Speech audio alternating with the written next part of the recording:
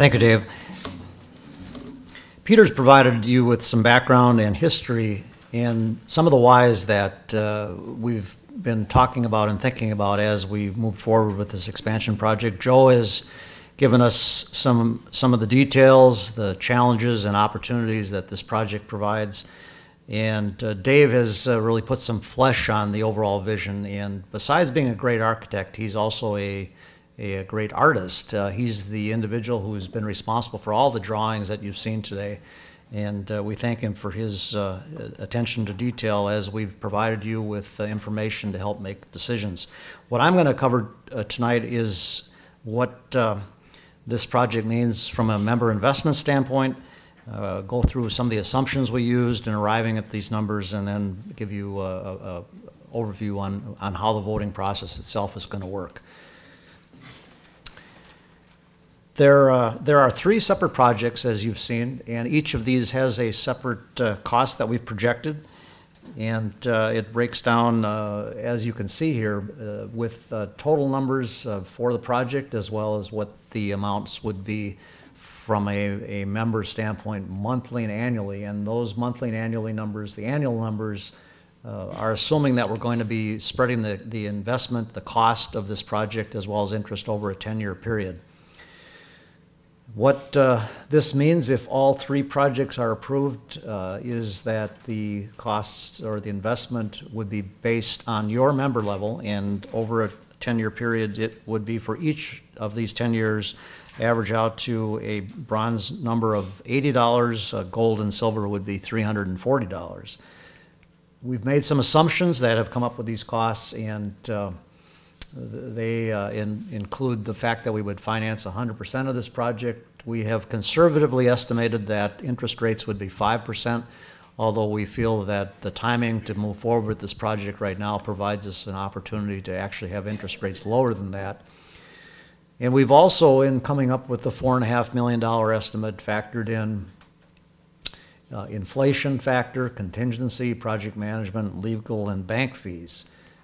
As we've calculated the investment per project there that you see, in addition to the costs up above, we've also added in what we anticipate to be extra operating costs for things like taxes, utilities, insurance, and we also anticipate some startup costs as well as some slowdown costs as we would move forward with the project in terms of shutdown of some of our amenities and the startup to get these back online after construction is completed. We also anticipate that there'll be other increases in operating costs, labor as well. We are not going forward with this project to make more money. We anticipate that we will have more revenue, but we obviously have more costs associated with this project as well. And factoring conservatively all of these into a total, we've come up with, including interest, that $80 and $340 numbers. And I can go over more of those details with you if you have specific questions when we finish this. What I'd like to do is go over briefly the voting process. We've engaged a firm, Vote Now, to help us with this process. You'll be receiving an online email link next Monday that will explain the voting process and provide you the opportunity to vote online. If you have not been receiving the weekly updates for Common Club activities or received emails that have talked about this meeting, actually all of you probably did receive the email, otherwise you wouldn't have been here, but there are some that have not, and if you hear of others in your community that have not heard about this project, encourage them to make sure that we have their email address on file here at the Commons Club so we can get the information out. The instructions will also give you the opportunity to vote by phone. There'll be a paper ballot which will be available on request here in the Enrichment Center. And for those of you that have come without your spouse tonight, it's important to note that there will only be one vote per household. So if you and your spouse each have an email on file, each of you will get a ballot emailed to you, but only one of you, whichever one is first, will be able to actually submit that vote. So you'll have to negotiate with your spouse if they're here with you tonight as to who decides to vote. And we would certainly hope that that all of you would be in favor of the project. If when you get your ballot, you'll see that the member voting will be as such for each of the three projects. The first, the restaurant project, will require a 20% quorum, and of the quorum, we require a majority or 50% plus one to go forward and approve that project. The restaurant project will be voted on by all three levels of membership in the club, gold, silver, and bronze. The Enrichment Center also requires a 20% quorum and also a majority vote to be approved, and will also be voted on by all three membership levels. The last project, the Fitness Center and Spa, because of the dollar amount of that project, our bylaws require that we have a supermajority of voters, as well as a 67% of approval needed from a quorum of at least 40%. And only the gold and silver members will be voting on the Fitness Center, because only gold and silver members would bear the cost of that project.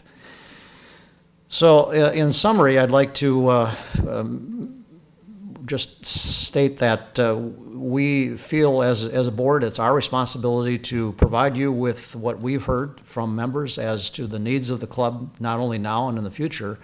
And you as members are really responsible for listening and making sure you've got the information you need to make an informed decision.